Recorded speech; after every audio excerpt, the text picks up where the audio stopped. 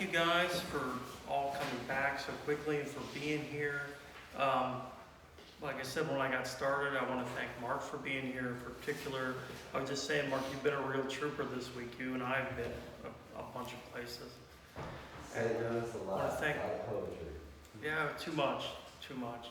But and I want to thank Tony for recording all of these. I'm a bit of a techno idiot, so it's good that he knows how to do that stuff. Let's see. And our next reading after this will be Agnes and Caitlin's reading. And I'm sure we'll be going to some other things that people have going on.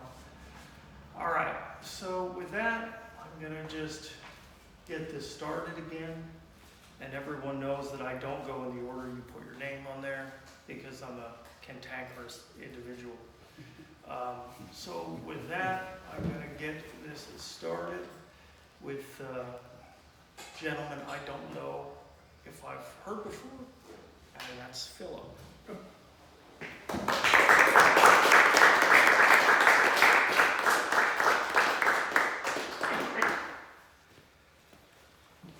I'm going to be somewhat different. I'm doing a residency here right now, working on a play. I'm an actor. I'm not going to deliver my speech on Love's Labor's Lost that I did this summer for the Heart of America Shakespeare Festival, which was titled Love's Labor's Lost in Time and Lost in Space. But rather, I'm going to tell a story, because that's one of the things I am also as a storyteller. It's from my Native American people, and it's called The Eye Juggler. Sorry. Amona, which is the traditional way of beginning a story. Amona means in the beginning, or basically once upon a time. Coyote was out looking for food. Now, if you're not familiar with the Native American coyote, he is known by a number of nicknames, and among those, particularly for the purposes of this story, he is known as he who imitates, or he who copies, or, because these things get updated occasionally, he who Xeroxes. And Coyote was looking for food, and he's out on the prairie, and he sees a rabbit, and he thinks, breakfast. So he starts to crawl and creep up on Rabbit, but he soon realizes this is no ordinary bunny. But this is a rabbit who is a medicine person, who is able to do some kind of magic. Because as he watches, Rabbit starts to drum, and he chants, hi! And as he does, his eyes fly out of his head, and they land on a tree branch. Coyote's amazed by this. And then Rabbit goes, Wenham, come back here. And his eyes come and they fall right back into his head. Coyote thinks this is the greatest thing prior to sliced bread. So he runs up to the rabbit. He says, Rabbit, show me how to do the trick. Show me how to do the trick. I don't know how to do the trick. Show me how to do the trick. And Rabbit says, no. And Coyote says, no, I want to know how to do the trick. Show me how to do the trick. Show me how to do the trick. I want to know how to do the trick. And Rabbit says, And Coyote says, but for real though, because I was going to have you for breakfast and I still couldn't. Rabbit says, okay, Coyote, I will teach you how to do this thing. But you have to follow the rules. I know how you are, Coyote. You can only do this 4 times in a single day or something terrible will happen. And Coyote says, I swear, I promise you, just show me how to do the trick. I want to know how to do the trick. Show me how to do the trick. And so Rabbit teaches him to drum and to do the chant, and when Coyote does that, his eyes fly off, and they sit on a tree branch, and they sit there staring at him. Can't blink, can't wink at him, no eyelids.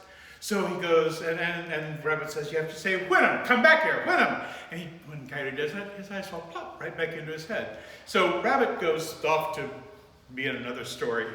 And Coyote thinks, I have to practice this thing so I know how to do it right. And so he goes, and his eyes fly out of the middle of the tree branch. He goes, Wenham, come back here. And he does it, and it plop right back into his head. And he tries it under his leg. And they roll, and they land on the tree branch. And he goes, this is fantastic. Wenham, come back here. And they fall plop right back into his head. And he says, what if I do it around my head, like an around the world trick? And he goes, and they go around his head, and they fly up on the tree branch, and Wenham, come back here. And then he thinks, wait a second. Why am I doing this here where no one can see how clever I am? No one can appreciate me. Most of all, no one can feed me brunch, because by this time it was a little too late for breakfast. And besides, Coyote is able to change gender from male to female and female to male. So he is a symbol for LGBT people as well. So brunch, appropriate. And so he goes to the nearest village and he gathers all the villagers and he says, come on, everybody, you gotta see this trick. You gotta see what I can do. And they go, okay, Coyote, what is it? And he goes, hi, he does, and his eyes fly out of his head and they land on the tree branch. And he says, then, the people, the village people are greatly impressed. They haven't even had their first hit yet, not even YMCA, but the village people are impressed by this. And he goes, Wyndham, come back here. And nothing happens. And he goes, come on, eyes, Wyndham, come back here, what are you doing? But his eyes don't move, because he's now done this 4 times. And Rabbit was right, nothing has happened. And the people of the village are like Native Americans anyway, they can really take a trick. They can take a whole joke. So they're like, okay, going back to playing Nintendo now, bye. And so they disappear, and Coyote's like, eyes, where are you? What's going on? And then he hears, ah! Ah! And he goes, there's a crow around. And Crow sees Coyote's eyes and thinks, lunch! Because by now they're all out of the bottomless mimosas for brunch. So he swoops down and gobbles up Coyote's eyes, and now Coyote is blind. He has to crawl and feel his way around. And Coyote is not someone who likes to suffer in peace. And so he's crawling around, he's going, ay, Yidishai, Puslani.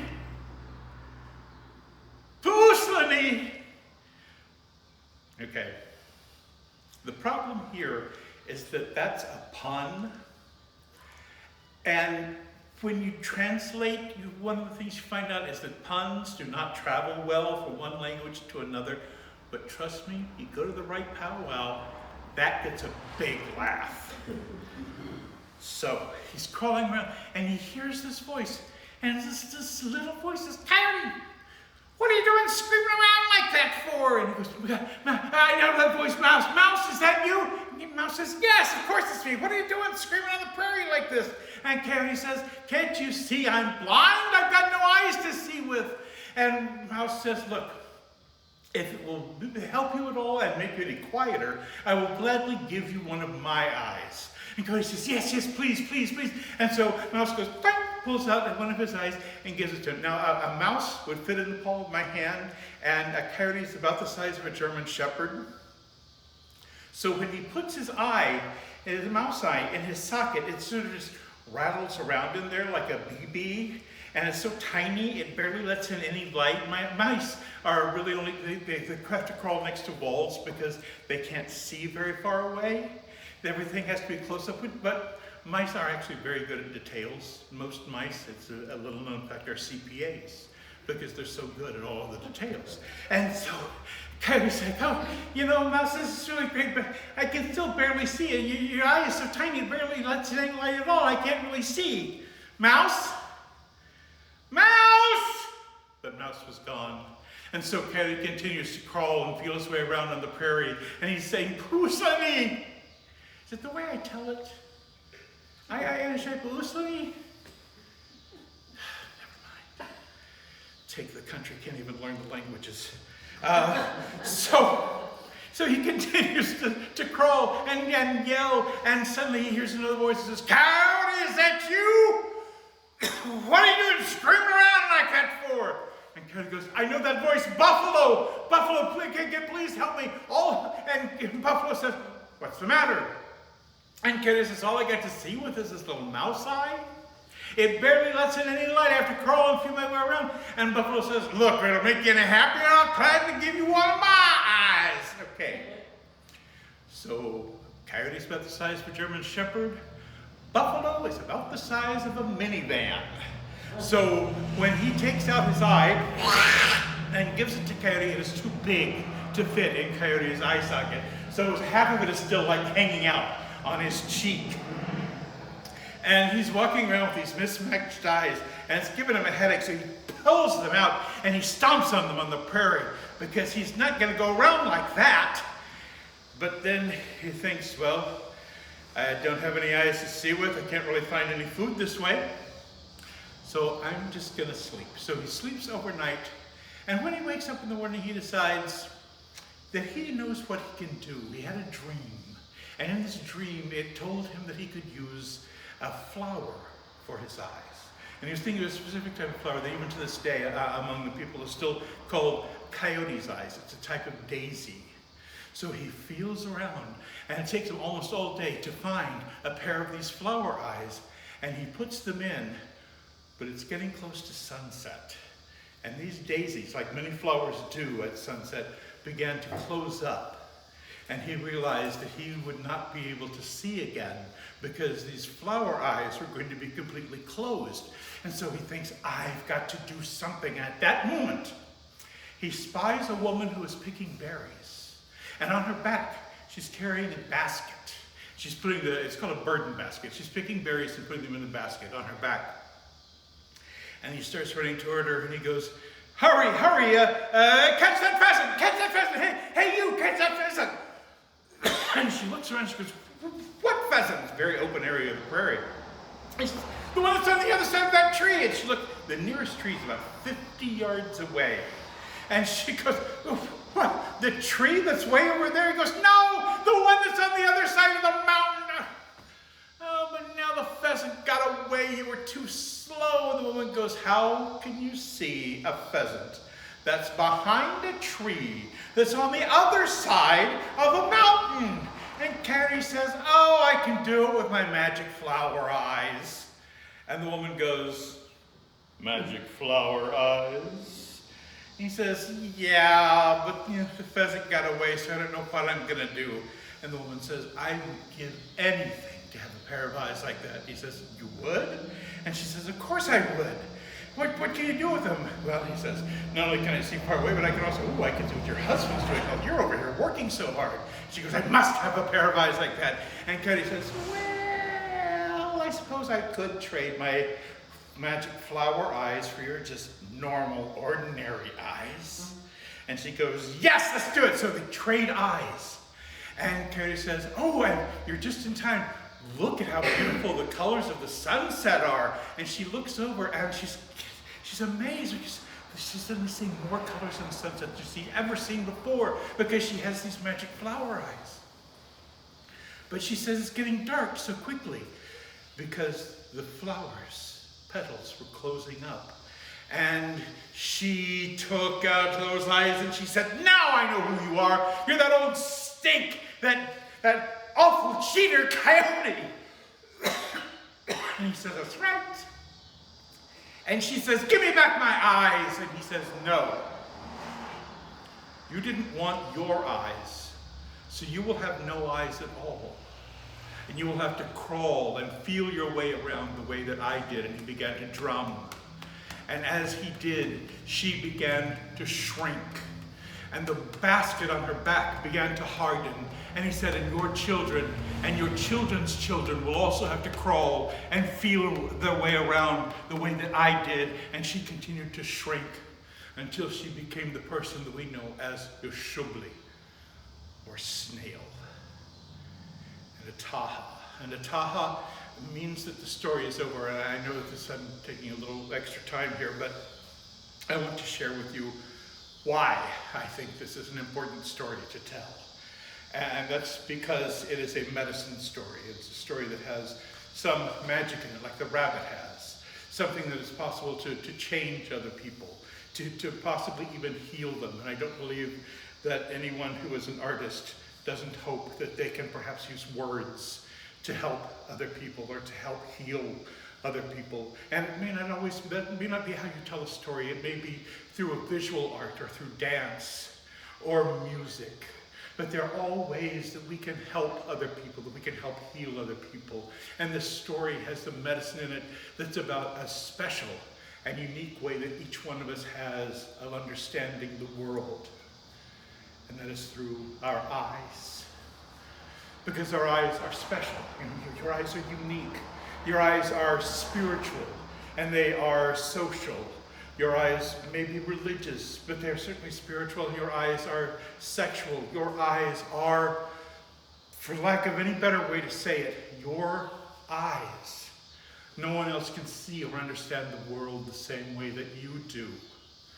And so the idea is that you use your eyes to understand the world, and you share that with other people. Because there's too many people around us, and we find them every day, who seem to want to only see through other people's eyes. They will let other people tell them what to see or how to understand the world, whether they be news people or politicians or religious leaders of various stripes who might not have a very complete understanding. People will give up their eyes in order to just see through other people's eyes because they think that it's easier for them. So the idea is you use your understanding and you share it with the world, which is what mouse and buffalo do. They share their vision, their understanding of the world. The snail woman is punished because she is so willing to give up what's unique and special about her. And those are her eyes, and Ataha. The story is over. You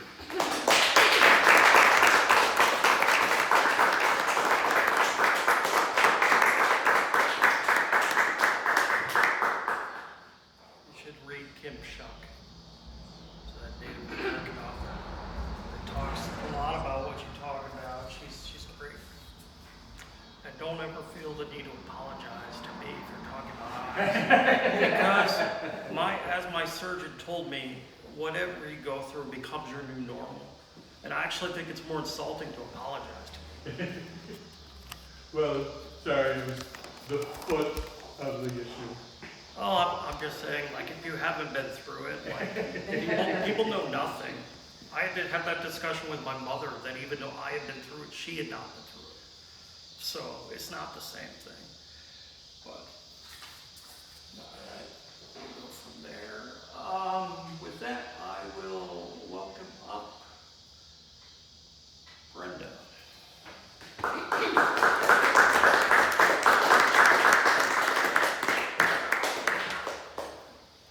So I just want to share, at 5 o'clock today, I find out that my 103-year-old aunt died at 11 o'clock last night.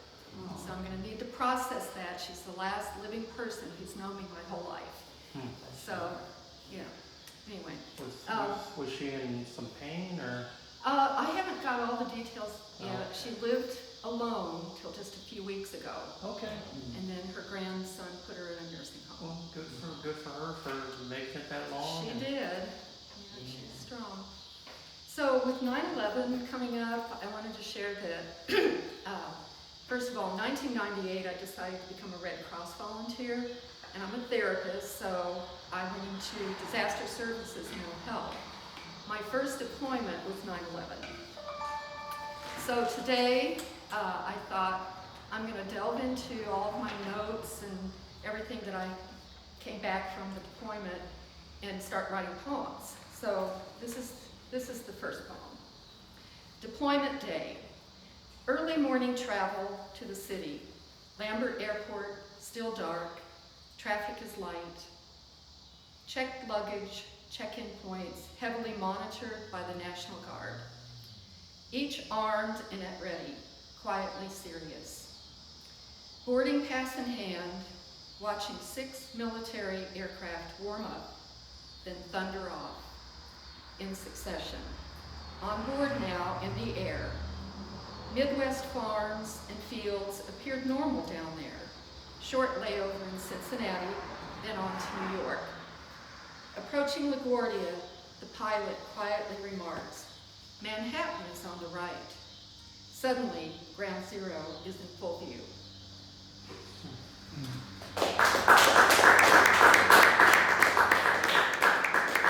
And the next poem is from my first book, This Unexpected Life, and it's also about 9/11. Eyes reaching from dark spaces, running from thick clouds, emerging into light, but it's not light. It's a darkness not defined by color, a darkness with no space.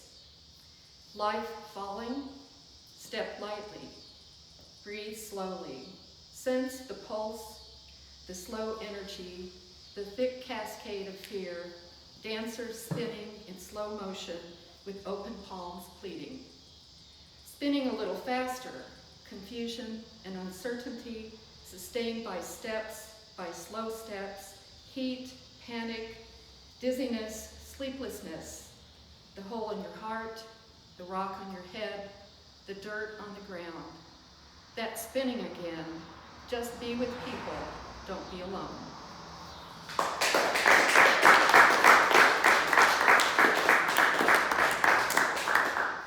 That last line was taken from a woman I counseled, and I did have permission from Red Cross to talk about these things, but her daughter was trapped on the top floor of one of the buildings, and she was on the cell phone with her mother, and it reached a point where the daughter said, "But Mommy, it's hot, and we can't get out." And the mother said, "We're gonna hang up now, you just go be with people." She wanted her daughter to be with people, and so anyway. So I'm gonna switch gears a little bit and read a fall poem. Sojourning flocks anticipate trade winds as they stream steadily toward the great circle.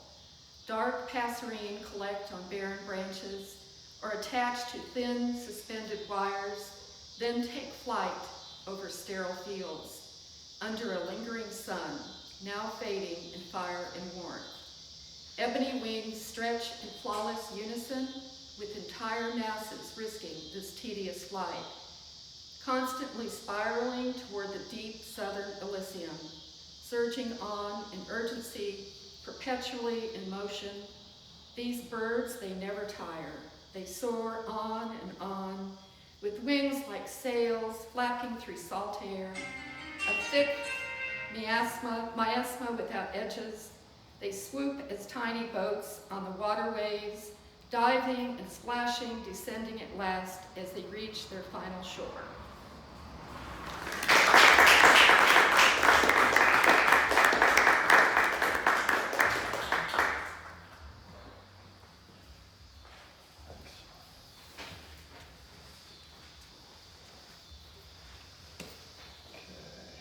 Thank you, Brenda. Let's see here. All right. So with that, I'm going to call up Robin.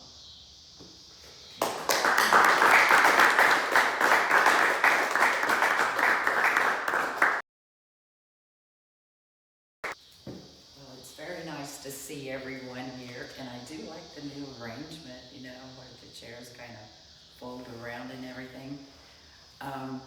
This one that I wrote down was kind of based off bits and pieces of the last meeting we had here with Scott. Help me, John. Scotland Valley. Yes, and then Jason and Scott from Tennessee. Oh, Wes. Okay. So anyway, if you didn't get a chance to see last month's YouTube, I highly recommend you do. And some of this, what I'm putting together here, may fall into place and kind of get more of the meaning of it. It was kind of funny last meeting that we had. Okay, starts out Laurel and Hardy's Yeti. Yeti, Mill Branch, Eddie, Spring-fed, then Laurel and Hardy. Was it the hat? Was it the shirt?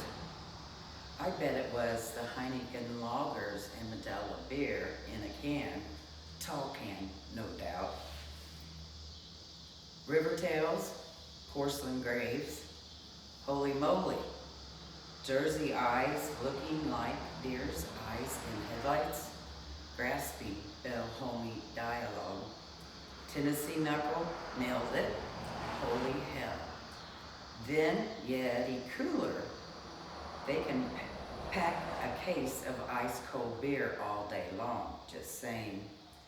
Gasconade River monsters, Sasquatch, Skunk Ape, Down under Gasconade River hollers. Holy hell, what a tell. It had to be Laurel. It had to be Hardy in the Yetis.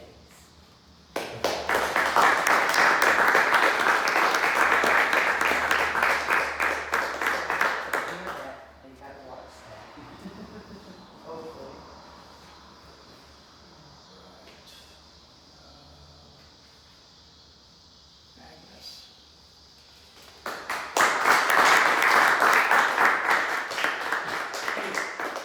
Thank you. I'm not going to read from the new one because I'll read from that in October. So I want to read one poem from Cora Go for Dreams and then two pieces I have not read before. Fall and the Second Law of Thermodynamics. Well, some of you know that I'm a physicist. So it is the season of apples, crisp and tart. I transform them into crumbles, pies, and comfort. They soften, lose their texture, sink into sugary union with the flour. September lifts the hazy skies of Missouri summer. Contours become clearer. The woods fill with yellow wildflowers, the species easy to confuse. Confusion is easier than clarity. The second law of thermodynamics requires nature to fall from order into disorder. Atomic arrangements disintegrate. Ink dropped in a glass of water disperses, forms a cloud, spreads until the liquid is pale blue. Bubbles burst, unable to sustain surface tension. Organisms die. Autumn is the season of disordering, of decay. Leaves fall, highly organized matter turns to soil, returns to soil. Death is but an increase in entropy. If you look at it like that, there is nothing to fear.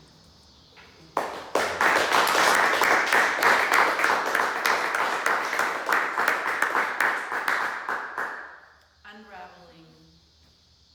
If you pull on the wrong end of the thread, the stitches will tighten to hard knots. You will need to cut the yarn with scissors. Pull the correct end, and the fabric unravels effortlessly. Each stitch disappears. A puzzle solved, the unspooling moves from row to row until all you have left is a pile of wool crinkled in the imprint of the shape it used to be. Wind it up in the ball, and the memory of the former pattern is erased. You cannot unravel human memories like this. Once the aperture is widened, you enter the danger zone. Drink me, says the medicine bottle. Eat me, says the paper on the package. No guarantee that this is safe. You may enter a spiral of complicated grief. Your boat capsized, your balloon punctured, your foundation thoroughly shaken. You may feel God's eye on you. You may hear your mother's voice. Maybe not knowing is the key. Maybe you will grow iridescent feathers and fly.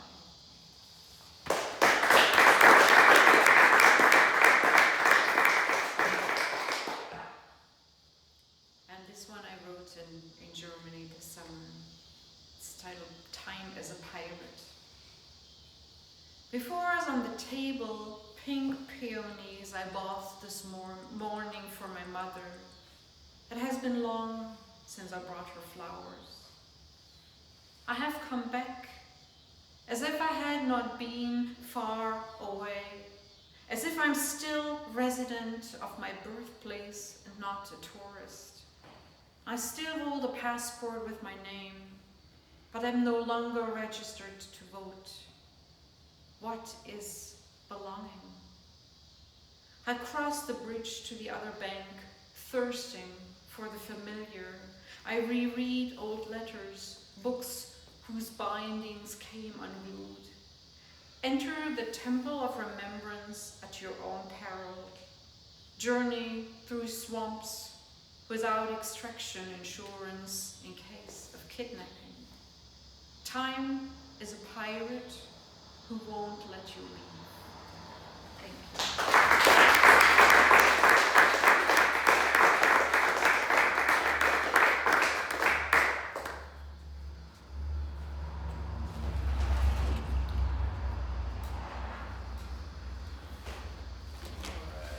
And I'm gonna call Kate.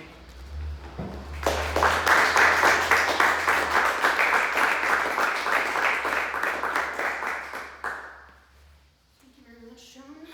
I'm actually going to start with a piece that I got sent by a friend after the Rala performance. She had a sister who passed away young and wrote a bunch of poetry that she never had a chance to share with anybody. And very easily, that could have been me. I've written poetry my entire life, and without the encouragement of this group here, I would have never shared it with anybody. So I'm going to share one of her pieces with everybody here. It does not have a title, and her name is Jacqueline Somer. Action, traction, combat boots, and a green print dress. Mother could never understand. No man will love you, she screamed as I shut the door. If you keep that up, no man will love me. Sometimes I wonder, but what does that have to do with my boots?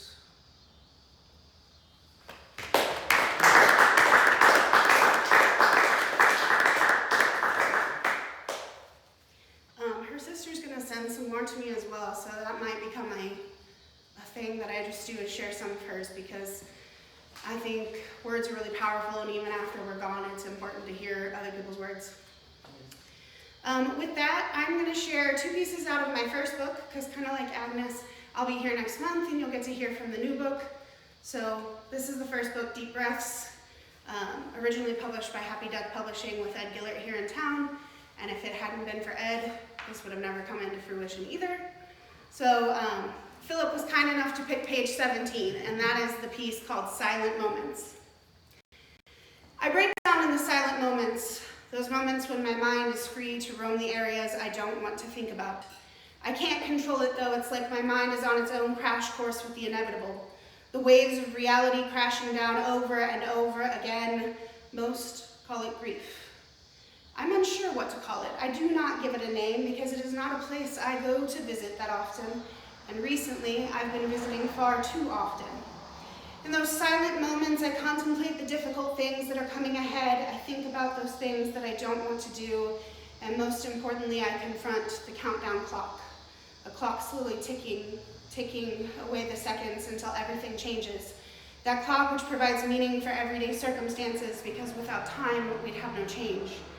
I recently read there are moments which mark your life, moments when you realize nothing will ever be the same, and time is divided into two parts, before this and after this. The countdown clock is ticking down to that moment when everything changes, and while yes, these moments happen for everything, some moments are going to be harder to handle than others. It's these moments that cause the cracks in who we are, and sometimes we shatter into a million little pieces. So right now, I break down in the silent moments when no one is around, because when people are around, it's mandatory to smile. It's mandatory to keep the facade intact. People shouldn't know you're breaking, even though most could see it if they looked close enough. The spider vein cracks that show just under the surface are only visible to those who know your pain. But we smile. We smile because if we didn't, we'd cry. We smile because strength comes from the ability to persevere. We smile because, quite frankly, when you're breaking, it's the only thing that bridges the before this and the after this.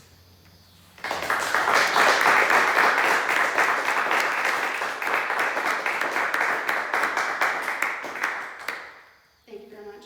The next piece I'm going to share out of here is called Chasing a White Rabbit. Most of you guys in here know that I have chronic illness, and so I spend most of my time running from one doctor to the next doctor.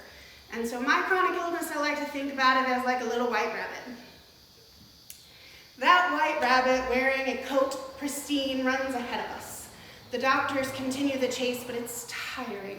Test after test discovers new possibilities, but never a solution.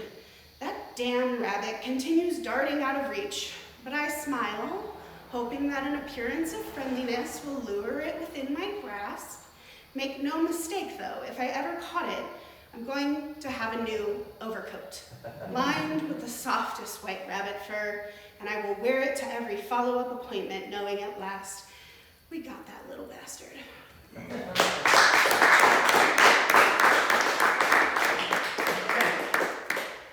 And then, I know I said I wasn't going to share anything, but you all are going to have to hear me read this again next month because I just really like reading it. And when you find a piece that you write that gives you so much joy to read it out loud, you read it every time you can. And so this is called Rewriting History, and there are going to be lots in here who have already heard it, so I apologize. What it must be like living in the world created by your own psyche, rewriting history, painting me as a vaudevillian villain vilified by the very words you put in my mouth. Caution, no open flame.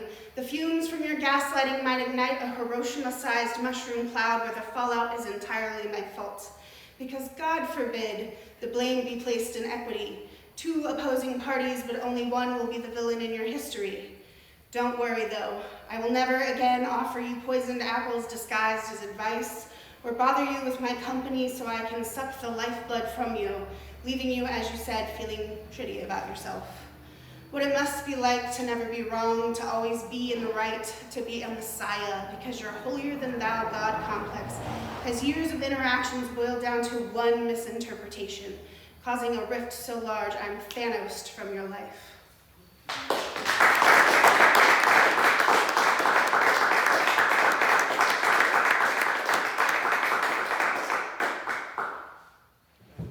We're so glad that you're here and that you're reading.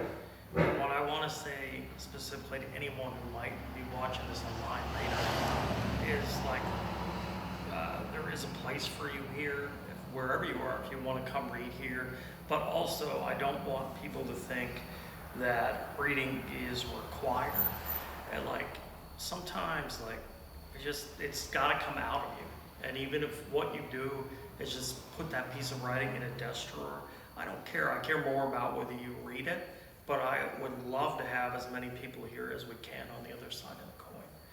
And I was going to say, Caitlin, in terms of your friend, if you get to a point where you have access to a fair amount of her work and you want to put together like a special night where you just read, or have a couple people come in with you and read her poems, we can do a special night of that. So just send me a message. I will talk to her sister. We'll talk about it. Thank you. Yeah.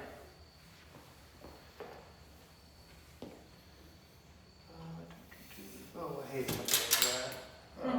Whatever.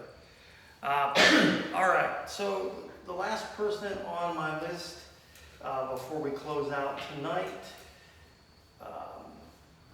is one of my good friends. I'm so glad that he's here, and that is Ken.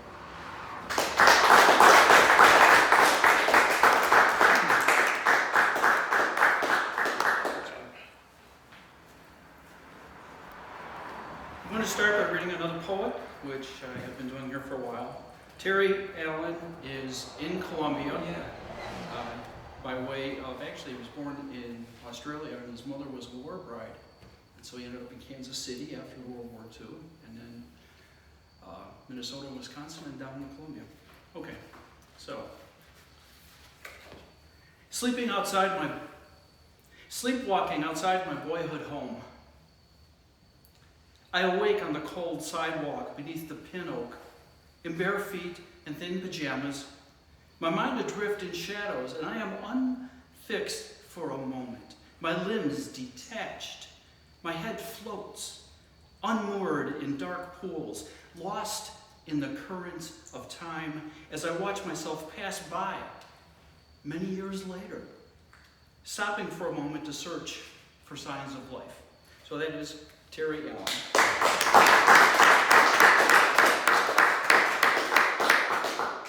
Thank you. By the time I'm done with this, it'll be clear what it's about.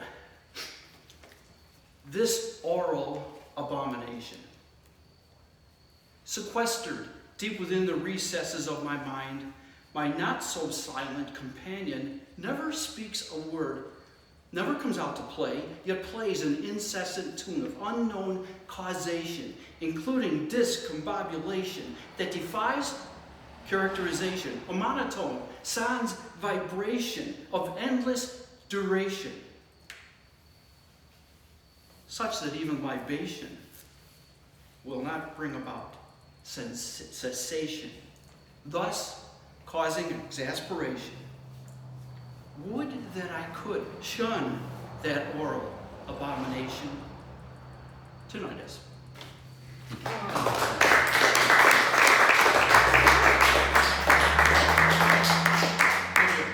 24/7 since about 1990.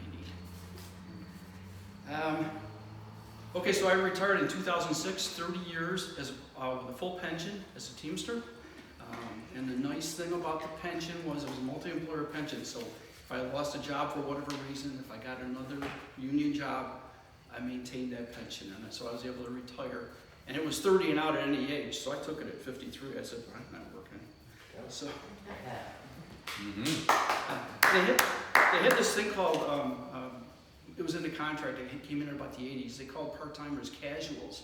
And casuals could be used up to 30 times within, I think it was a 90-day period.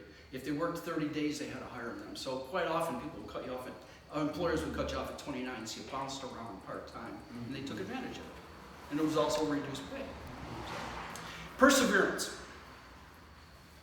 8 years on the job. Merger. Seniority lost. Out of work. No time to waste. Pound the streets, knock on doors, talk to dispatchers. Part-time work driving. 3 companies, all union, casual, per contract. Nothing casual about it. Land a full-time job. Steady work for 8 years. Bankruptcy. Out of work. No time to waste. Back on my feet, knock on doors, talk to dispatchers. Part-time again. 4 companies this time. Casual again. Nothing casual about it. Back to full-time. Back to full benefits. Retire with full pension. From lemons to lemonade.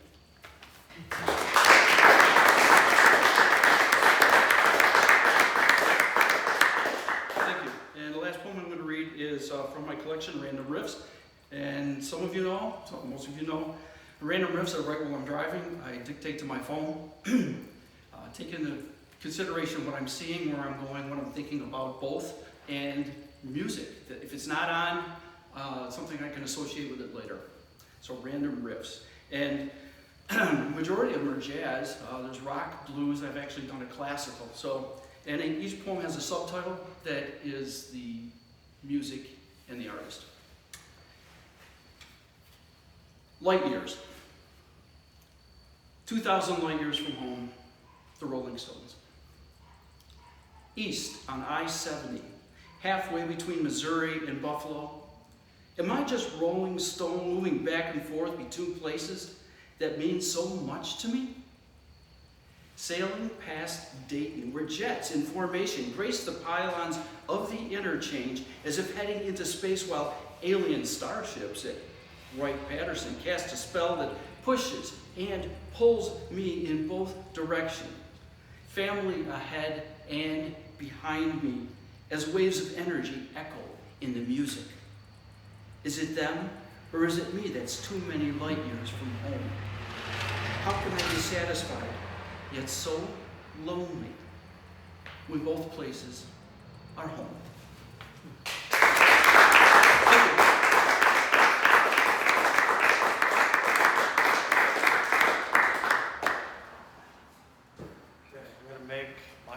Single small announcement. October 3rd, I will be talking to a group of older returning students at the University of Missouri. That's Friday. It's in the morning. I think it's at 9:30, but if you message me, I can confirm that. And yeah, it's for their OSHA program for older students. A good friend, Walter Bargan, who was Missouri State Poet Laureate at one time, set it up for me. And so, yeah, Friday, October 3rd, if anyone wants to come by and check it out, just send me a message and I will send you the info. Beyond that, I'd just like to thank you guys for being here. It's getting dark, so it's almost time for my nap, but I appreciate all of you so much. Thank you guys.